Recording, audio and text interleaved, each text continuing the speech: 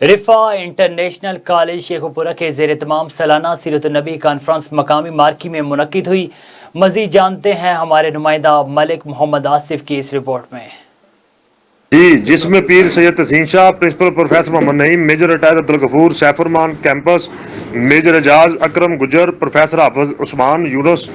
Professor doctor اکرم سرا، محمد Ayaz Sabri, professor ہاشم سمیت طلبہ طالبات کی بڑی تعداد شریک ہوئی۔ کانفرنس سے خطاب کرتے ہوئے پیر سید تحسین شاہ نے کہا کہ حضور صلی اللہ علیہ وسلم سے سچی محبت کا تقاضا یہ ہے کہ نظام مصطفیٰ کے نفاذ کی مخلصانہ